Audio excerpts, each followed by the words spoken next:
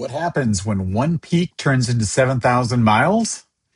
Today on the Social Adventures podcast, I'm talking with Carol Coyne, a hiker who started with the Six Pack of Peaks Challenge, the OG one, and went on to thru-hike the Triple Crown, the Pacific Crest Trail, the Continental Divide Trail, and the Appalachian Trail. This isn't just a story about long distance hiking. It's about transformation. What happens to you when you step into discomfort, learn to trust yourself, and discover that you're stronger than you think you are. Let's hit the trail.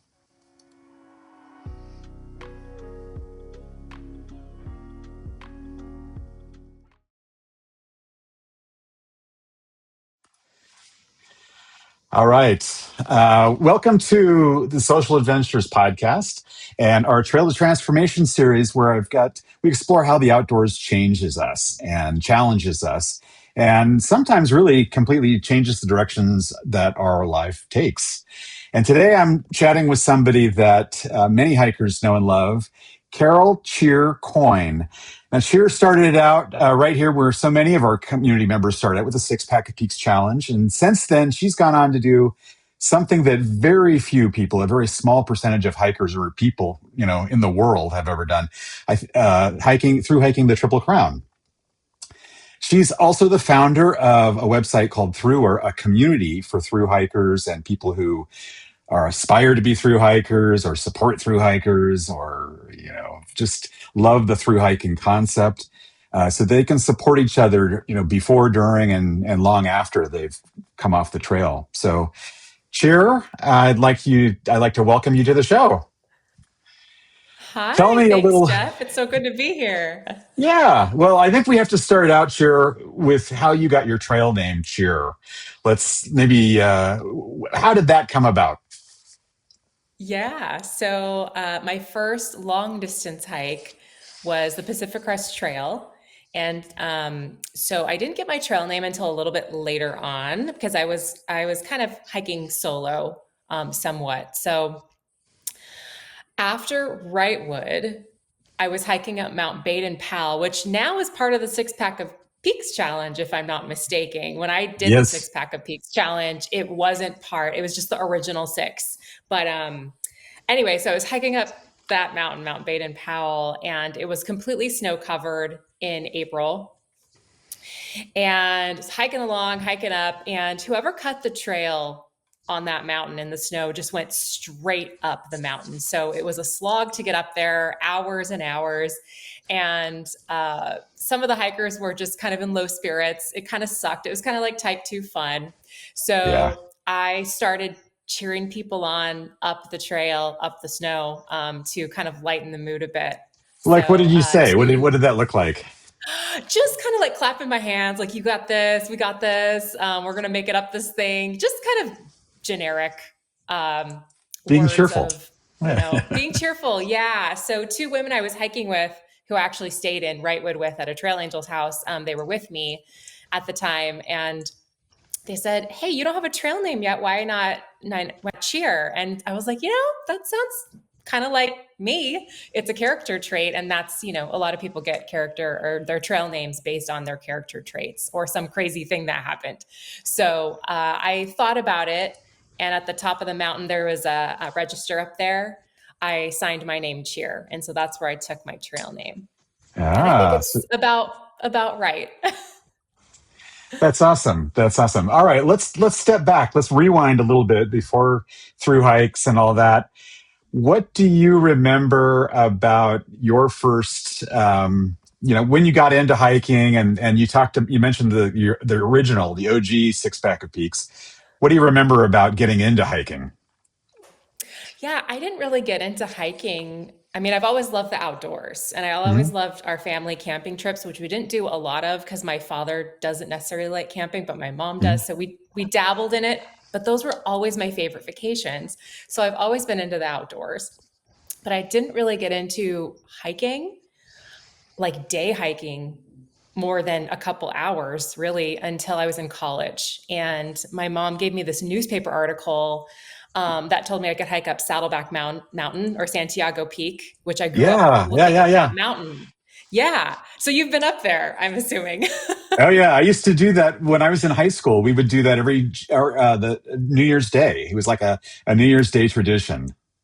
Yes, I think a lot of people do that. It's great. Yeah. So, it's a great hike. I don't think it's in existence anymore, unfortunately, because of the fires, or multiple fires over the Yeah, years. there have been a lot of fires on that mountain. A lot of things have opened and closed. As my recollection is that Holy Jim is open now, so like the Holy Jim Trail has Oh, reopened to the okay. top.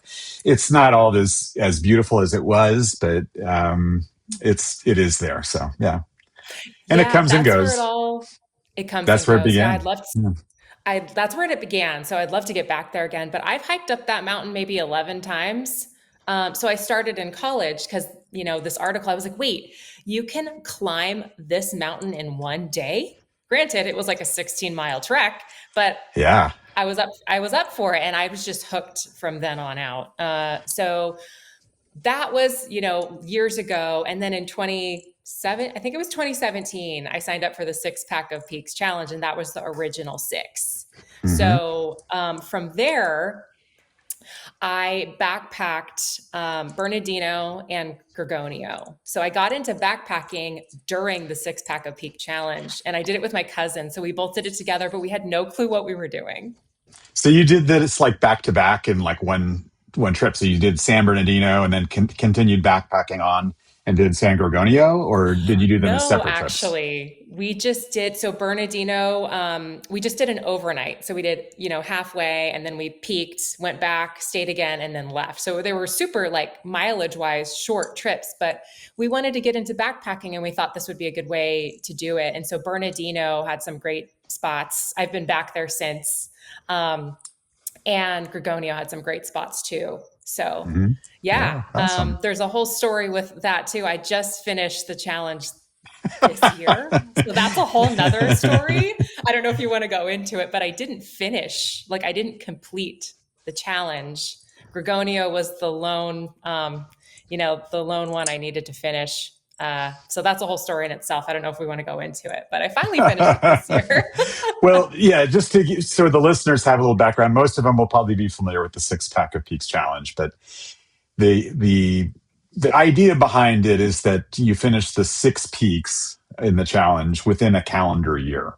And so, but it also is meant to be sort of a personal challenge. It's what's challenging to you.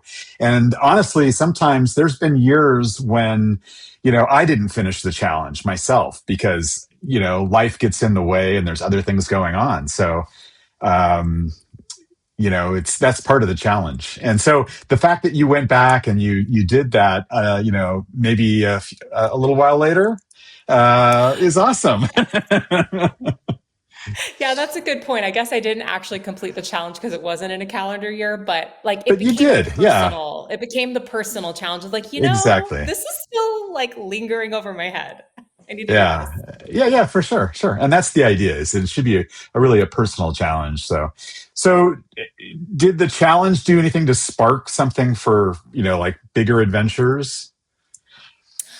Yes, I think just getting some backpacking um, in somewhat like a oh gosh, sorry, somebody's at my Oh. door. I hope you can cut that out. Not sure what that's about. Do you need But to get anyway, that? I don't think so. It's probably, Okay. somebody marketing. But anyway, so just getting experience backpacking sparked the love for backpacking. I mean, I love day hiking as well, but Hmm. backpacking, just being in nature overnight was really amazing. I was really scared because I'd never done it before. I didn't know what I was doing. I packed my fears. My pack was probably 70 Mm. pounds. I think, if you're a backpacker, you go through that, like figuring out what to carry and what works and what doesn't. So I think being exposed to backpacking was the launching point for, now here I am. I've done the Triple Crown. So it kind of launched the obsession, I think. All right. Cool. Yeah. If you could give sort of, the day one cheer, a six pack, day one six pack of Peaks cheer, a tip, what would it be? Okay. Ooh. Um, I found through the Six Pack of Peaks challenge that I'm very sensitive to elevation change and I get altitude sickness very easily. So I think keeping up on hydration is a big one. Like stay hydrated. I would tell baby cheer, Six Pack of Peaks, pre Six Pack of Peaks, to stay hydrated because I didn't realize how much particularly on Cucamonga. Every time I hike up Cucamonga, I get it pretty bad. I've like hallucinated. I've gotten kind of everything. So I think staying hydrated, that's very simple. It's simple advice, but staying hydrated is a big one. And Yeah. taking Advil, probably. Vitamin I. Vitamin I, that's Yeah, right. Yes. ibuprofen.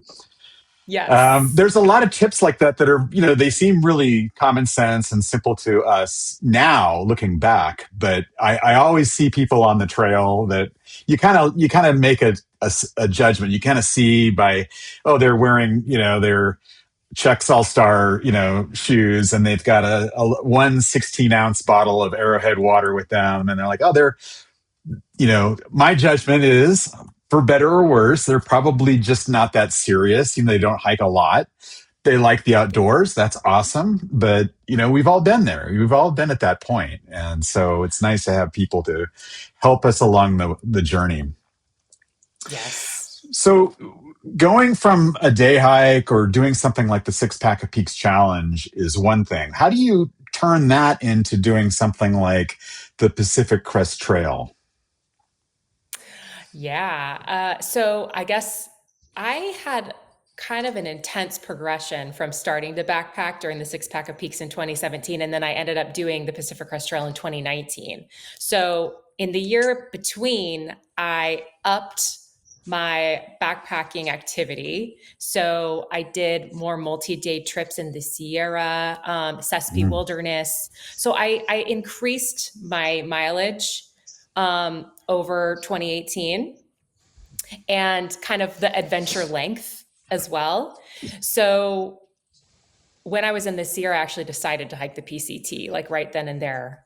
So I think it was helpful to do that little bit of progression before just jumping into the PCT in 2019. I had kind of a year in between starting to prepare for that, even though I made the decision to hike the PCT kind of in the middle of the year. So I think generally it's a quick progression compared to other people who like on the Appalachian Trail, people wait their whole lives to hike that trail. So for me, it was like, 9 months. I decided to hike the PCT and then I started. So yeah, I just kind of did a shakedown hike. I did multiple shakedown hikes. I did the Trans-Catalina Trail, which was a great shakedown hike. So yeah, I think I just slowly progressed the miles and the length of trip to do the Trans-Catalina Trail right before I hiked the PCT was my longest. I think that was a 5-day, 4-night. So that's what I did to kind of progress to the PCT. And I actually started the PCT with a really curated kit because I did all the shakedowns before. It's so important to do shakedowns. I swapped out my tent. I swapped out my pack. Those are huge pieces of gear you need to get right for a thru hike. So Right. I was lucky, or I was prepared, and I didn't have to spend money on trail to swap out my pack and ship it home and, all the logistics with that. So I think I did it really well because I didn't have to spend extra money and, deal with the whole logistics thing by kind of slowly progressing into the thru hike. Nice. Yeah, I haven't done the entire PCT. I've done sections of the PCT. And I've met people like when my wife and I were through hiking the JMT, we ran across a couple from, I think they were from New Zealand or Australia, who were doing the PCT. And we met them, oh gosh, somewhere in the middle of the Sierras. So they'd gone quite a ways, right? And they had never backpacked before this trip. Like Yes. they flew to San Diego and went to a store and bought the stuff, and then started. And you hear stories like that as well. And you're like, wow, that's crazy and amazing. And, hats off to you. So, Yeah, I Everybody's actually got their know path. I know a lot of people who it was their first backpacking trip and they were very successful. So I like to be more prepared, but not everybody needs to be prepared to be successful. It just depends. It just depends. I think I don't know if you're like this. For me, I'm a planner. I like to plan to the nth, nth level. All the details and every possibility. And I think sometimes that can be a hindrance. I think sometimes you have to really have you give yourself some grace and know that it'll work out. You'll figure things out along the way as well, because the things will happen. And let's talk about that. Like on that first through hike, how did that change you physically or mentally or spiritually? What are some of the things that you experienced on that first through hike? Yeah, I think I like the point you brought up about you wanted to be prepared, but also it could be a little bit of a hindrance. So I experienced that on the Mm. PCT. I was very well prepared. I prepared, I think 15 boxes to be sent. I had the schedule, right? I had my finish date, right? So none of that really panned out. Like the food that I had sent, I didn't want anymore because I had Oh hiker no. hunger. I didn't want the healthy stuff. Like big mistake there. I thought I was being prepared, but it was a hindrance. Looking back on it all, and the schedule just went out the window like the first week. So I think there is a hindrance there, and that's something I learned on the PCT is everything will work out even if you don't have everything planned. The trail provides is something we say on trail, and it always did for me. When Hmm. I was out of water and there wasn't a water source on Far Out, which is the app we use to navigate, Hmm. a water source would appear. So it's just the trail just took care of me in a lot of ways, and I think that's kind of an analogy for life too. And that's something I really learned is if you let go, it might be a good thing a little bit. It's nice to balance out being prepared and also trusting that, the universe or God or whatever you believe will be looking out for you and everything will work out. Even if you have hard lessons, because I had a lot of hard lessons.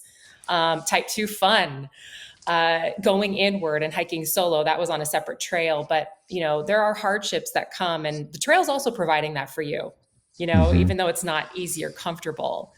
Like a So I growth think just experience. Yeah. a growth experience, major. And I've had growth experiences on all the trails, but the PCT specifically, you asked about, I think the PCT was more of a vacation for me. That's how I started thinking about it because I was burnt out at work and I wanted adventure in my life again. I worked, uh, 80-hour work week, 70-hour work week Ooh. behind a desk, fluorescent lights. And I was like, is this really what life is all about? Like I'm in my at the time I was in my mid 30s and I was like, I'm young. My body is healthy. I have savings. This is the time. I don't have ties. Like I'm in the perfect position for this. So, I think I viewed the PCT as more of a vacation from that life. Hmm. And the CDT and the AT, which I hiked later, those were kind of different experiences. But I think the PCT, as far as like transformation, it was very transformational for me. But I think the other two trails were even more so because I was really getting into the thru hiker life. Um, so the PCT, though, I think I just had the best communal experience. Hmm. On the PCT, that's one of the other reasons why I was drawn to it is because the community of the trail I heard about. And at that time, politically and stuff, like things were going on with my family and my friends. And I felt like people were so divided. And so I wanted to go to a place where there was really great community. And so that's another reason I was drawn to the PCT. And Mm. uh, my expectations were far exceeded, far exceeded. The That's community awesome. on the So PCT is amazing. when you finish the PCT, you've since gone on and you've through hiked the CDT, the Continental Divide Trail, the Appalachian Trail. What did you know like you wanted to do that right away, or was it like, okay, I think I might be done for a while, or how did that come about? Yeah, I thought it was going to be a one and done, just PCT. That's it. PCT is such a beautiful, perfect trail. And I didn't really have the desire to do the Triple Crown, but once I got back from the PCT, and we'll probably get into this later, but I had really bad post trail depression. I was trying to find a job and nothing was really panning out. And so my friend Snickers, who I hiked with somewhat on the PCT kind of back and forth, reached out to me and he said, "Hey, I'm hiking the Continental Divide Trail. I'm just going to start and see what happens. Do you want to come?" And since nothing was really happening in the job department for me, and I still had savings. I was like, actually, yeah, I think I'm going to join you in New Mexico. And so hike New Mexico with him. We had to kind of piecemeal the Continental Divide Trail. So we did half one year in 2021 and then half in 2022 to finish. So we piecemealed that in 2021. And I think by the time I got through New Mexico, I was like, okay. I was then kind of thinking, I want to finish the CDT. And then by extension, you do one or you do three is kind of the joke. Like you don't ever just do two through hikes on the Triple Crown. You do one or you do three. So I'm like, well, I guess I'm on the hook for the Appalachian Trail now because I'm intending to finish the Continental Divide Trail at this point. So I think New Mexico, end of New Mexico, I started visualizing the sign on Katahdin at that point. That's cool. Yeah. And you did, when did you do the AT? That was like last year or the year before? 2023. Yes. Okay. 2 years ago. Okay, great. Yep. 2 years ago. Let's talk a little bit about the difference between the three trails and the experience. Like, which trail was the hardest trail for you?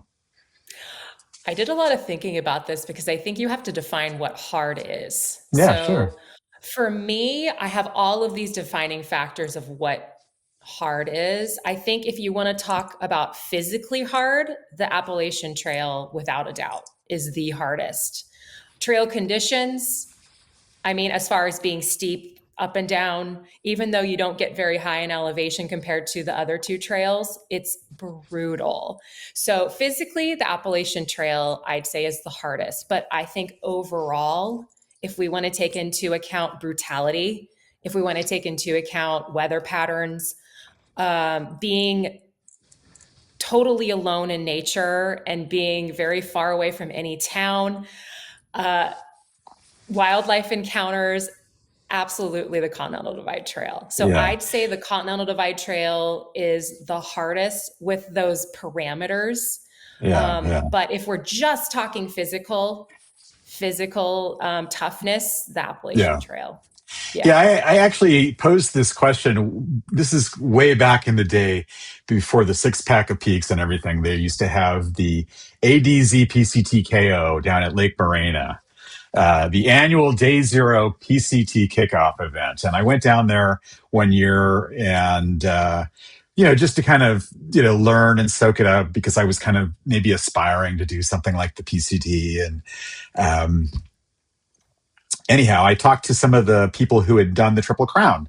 Like I talked to Hester and I talked to Squatch, and I was asking them because they were kind of like around my age, and I thought, well, here's some guys that, I can kind of relate to because a lot of people are young, like they're just out of school and they haven't really launched into their career yet. And so that kind of makes sense. And then on the other end, you have people who are retired.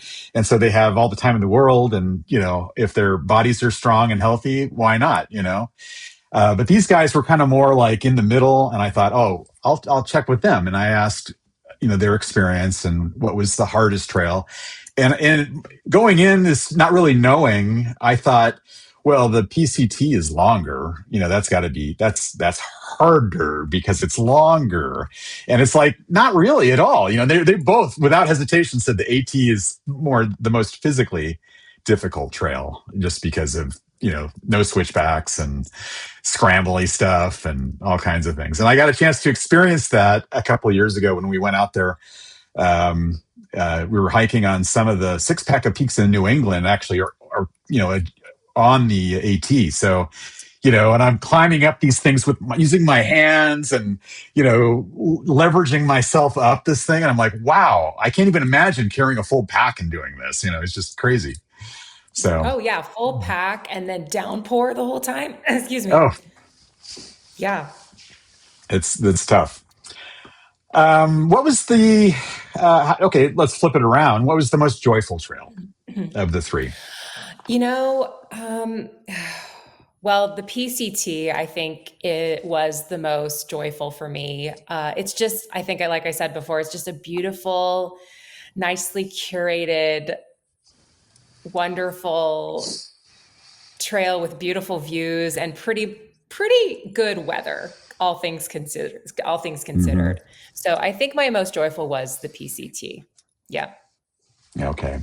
So, what was the biggest surprise that you had on any of the trails? Like, where you?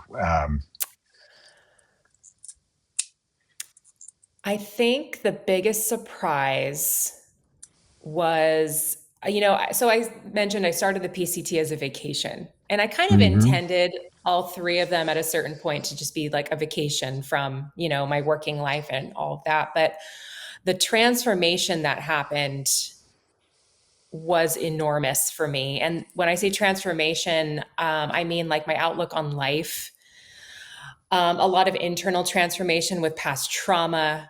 So I think I didn't realize how deep I would go within myself to transform into who I am today.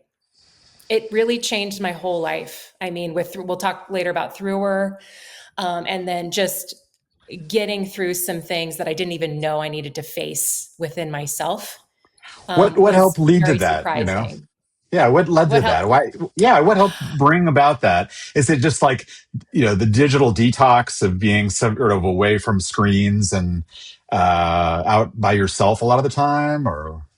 Yeah, I think one of the aspects is hiking solo. You really tend, at least I do, and a lot of hikers I've talked to tend to go inward. You're with yourself all day. Mhm. And like all day long, you're just with your thoughts and with yourself. You might see other hikers and chit chat, but if you're hiking solo, you're alone a lot. And so when you're Mhm. alone all day in nature, you can't really help but be introspective and think about, things just come up that you don't even realize needed to come up. It's almost like Mother Nature is your therapist and you're just alone with her. At least that's how it went for me. And so a lot of things came up about myself that, for example, like I didn't like, I'm not good at setting boundaries and all of these things. And that just naturally came up for me. And I think a lot of hikers that I've spoken to as well, these things come up and you have to kind of think about these things and think about like, oh, well, do I accept that? Do I want to change that about myself? So there's a lot of introspection that goes on when you're hiking solo. Um, and the transformation of realizing I can do really hard things and succeed. A Mm, lot of hikers say this proves like I'm proving to myself that I can do hard things and succeed. And I think right. there's a lot of award in that for self-esteem. So Yeah. Yeah. those are Like, some of the main things. right. It's like going back to, looking up at Santiago Peak in Orange County and think because you see it from everywhere in Orange County. And you look at this thing and it's like, wow, that's a big mountain. And you think, you mean people can hike up that in a day? And you think, oh, I can't do that. Or hiking from Mexico to Canada, you think, well, that's just crazy talk, like I don't even want to drive that.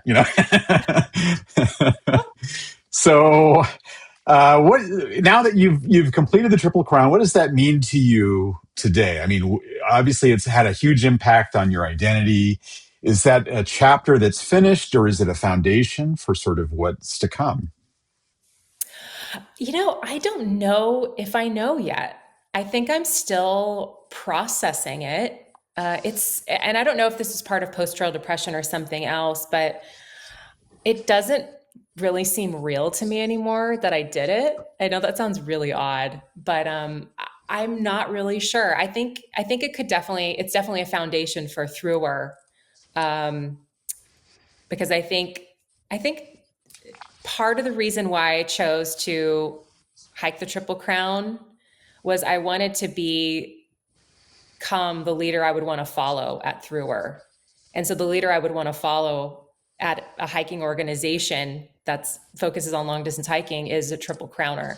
So I think the Triple Crown is a base for that. I don't know if I'm going to be hiking really long trails anymore, but never say never. I would love to. Just, life happens, right?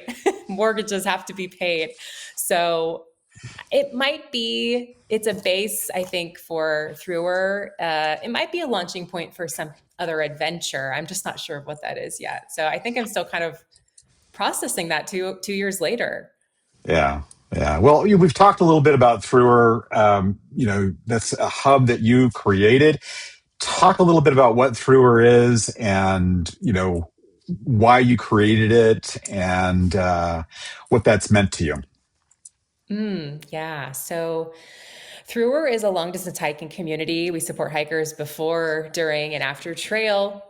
We connect new hikers and experienced hikers together, and have great information exchange. We have meetups. We just became a nonprofit, and so we have a board of 5 people, and we're really excited to introduce more in-person events. That's really what we want to focus on, like local in-person events, almost like a hiking club in a way.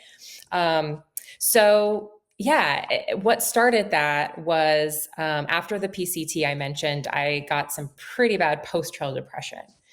And I get it after every trail, if I'm honest with myself, but now I kind of know what to expect at this point. But the first time I got post-trail depression, like my trail name's Cheer. I'm a generally pretty happy person. I didn't think, what people were saying post-trail depression on trail. I was like, oh, I won't be affected by that.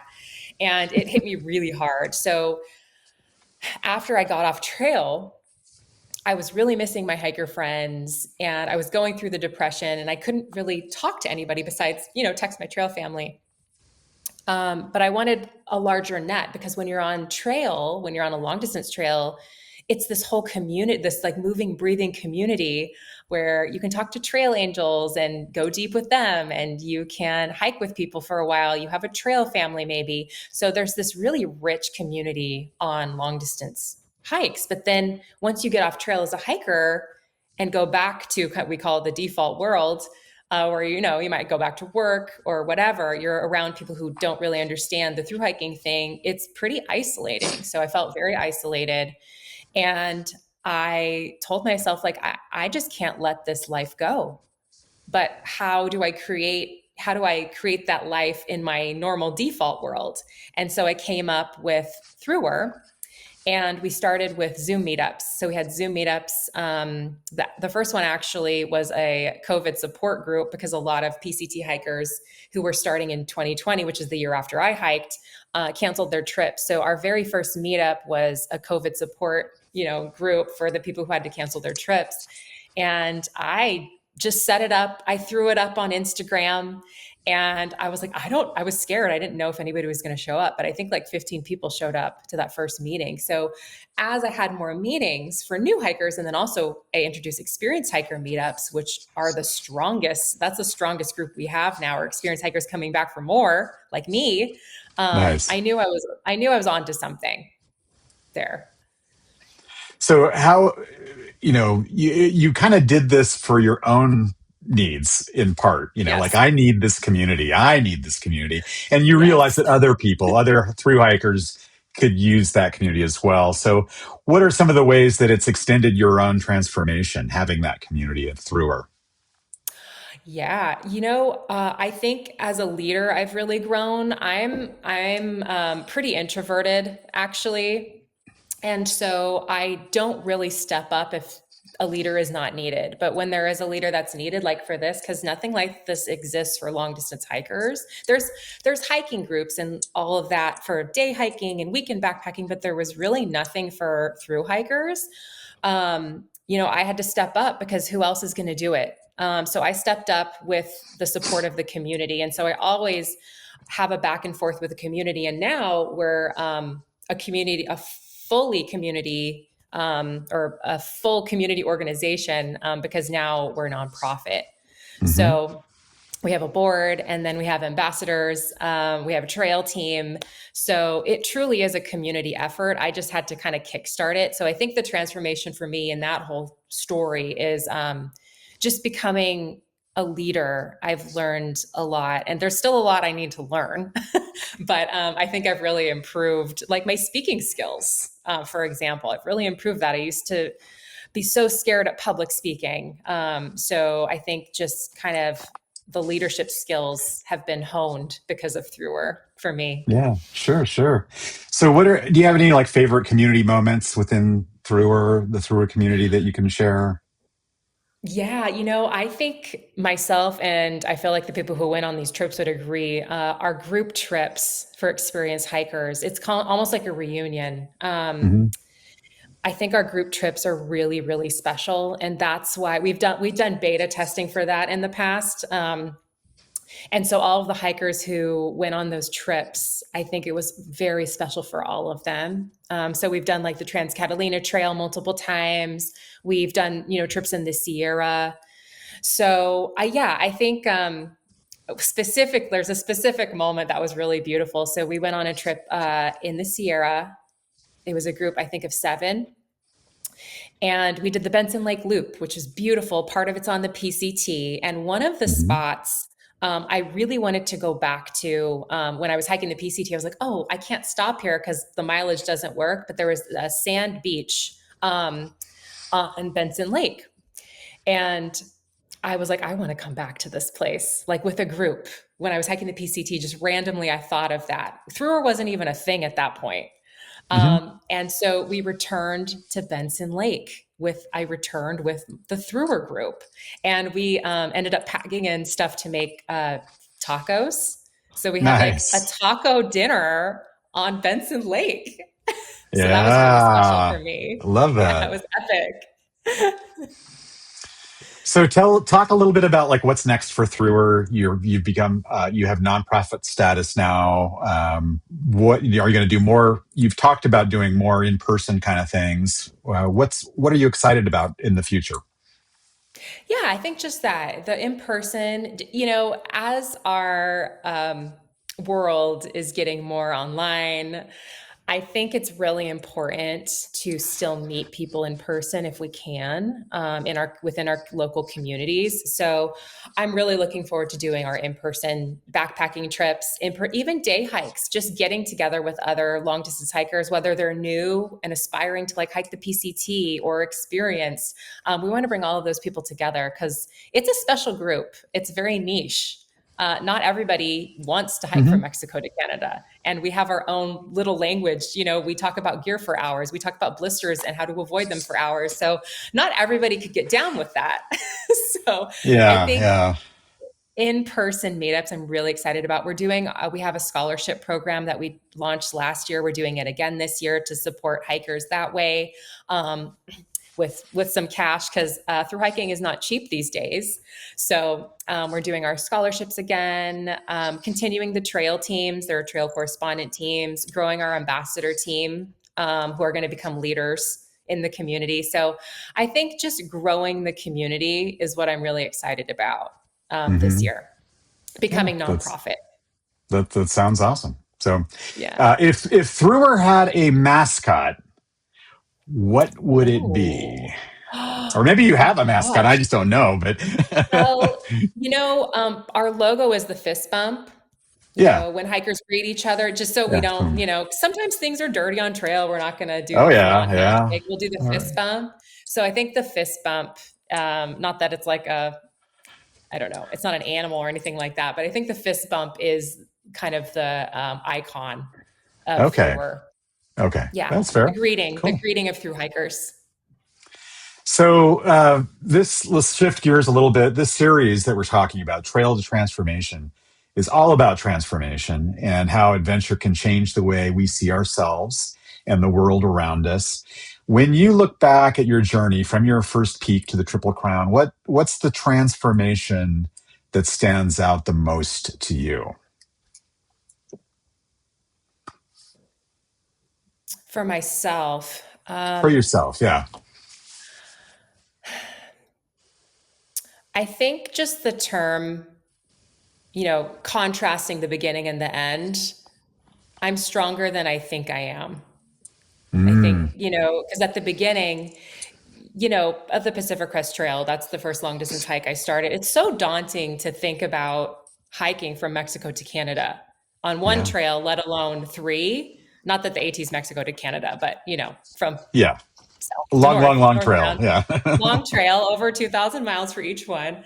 that can seem very daunting. And there's a lot of self-doubt that can come with that. And I have a lot of self-doubt even today, but less so, I think, than when I started. So that tagline, I think, I'm stronger than I think I am, kind of represents, I think, the transformational journey that I went through I like on the that. Triple Crown Yeah. trails. Yeah. Yeah. Yeah. That's a good one. And was there any given moment or a single moment, or maybe one of those three big hikes where that transformation sort of crystallized for you? And you said, you kind of, thought to yourself, I am stronger than I think I am. Yeah, I think it was pretty early on actually in the Sierra. Once I got to the Sierra, I felt like a through hiker. Like I could feel very strong. And I think just carrying physically, I felt strong too. Mentally, I felt strong. So I think in the Sierra, and it was a very snowy year in 2019. So surrounded by snow, I was scared to go in, but I went in anyway and, had the crampons, all the things, carrying all that weight. My body was probably the strongest it's ever been. So I think the Sierra was when that crystallized. So early on in the Triple Crown. That's awesome. So somebody out there listening to this podcast may be dreaming about doing a big hike like the PCT someday, or maybe they haven't even started doing something like the 6-pack or their first overnight. So what would be your advice to that person standing at the starting line and needing a little nudge? I think the Nike tagline is simple enough. Just do it. I mean, don't overthink it. If you have the time, if you have the funds, if you have the support, if everything aligns, you're really lucky to have everything aligned because not everybody does. And use that opportunity to just do it. Just do it. That's always been my favorite tagline. Just do it. Get out there and start walking. Yeah. And overthinking, I know we've been kind of talking about that. Overthinking could really get in the way of that, I think, for a lot of people. I know people who have been intending to hike the PCT for 6 years and they still haven't done it because I think there's a lot of overthinking going on.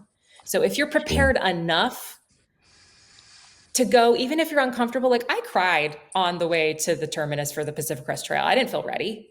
I was sobbing because I was afraid. I was so scared.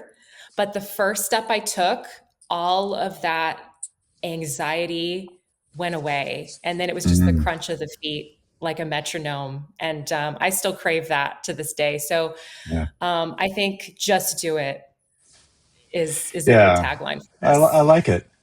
Okay, I'm going to run through a few quick lightning round questions here. Favorite trail town? Bishop. Okay, most memorable trail magic? Wrightwood, a trail angel took me into her home and cooked me organic food and let me play with all of her animals. Oh, very nice. Thank you, Laura. Thank you, Laura. I still keep in contact with her and I live in the same city as her now. So, nice. Yeah. Shout out to Laura out of Wrightwood. All right. Gear that you would marry if it were possible and legal. Ooh, yeah. My Hyperlight Wind Rider pack is just the best. Right. It doesn't get better. Yep. Right. Doesn't get better than that. It works. Trail superstition or ritual? Ooh. I have a journal, so I'll journal sometimes. I'll do some manifestation work in my tent when I'm feeling like I need it. So I don't do it every day, but yeah, like journaling. I have a little journal that I bring sometimes. All right. Do you have a song that keeps you moving? Like what earworm, gets in your head and kind of helps you power you through that last uphill. I'm such a 90s R&B girl. So Return of the Mac by Mark Morrison. I just can play that on repeat. Yeah. Okay. Well, all right. So here you've done the Triple Crown. You've built thruer.com. You've inspired so many people. What's the next adventure for you? What are you chasing next? Gosh, I just bought a condo, so I'm trying to balance default world and adventure world right now. Mm, So I would love to do the Arizona Trail at some point. That's on my list. I'll probably have to do a half and half situation like I did the CDT just because of, work and obligations. So mhm. I think Arizona Trail's on my list and Hexatrek is also on my list over in Hexatrek. France. I don't know Hexatrek. What is Yes. this It's Hexatrek you it's speak of? over. Yeah, it's a new trail, relatively new. I think it's at least 2 years old, probably more, a little more, but it's in France and it's over a thousand Ooh, mile trek. Um, some people on our trail team have hiked it, so I'd follow along with them as they were hiking. And there's just amazing food, bread and cheese vending machines, like say no more. Cheese vending machines, I'll be there. So yeah, I would love to do the Hexatrek the someday. Hexatrek. I'm going to have to look that one up and Yeah. check it out. Uh, Yes. um, what about,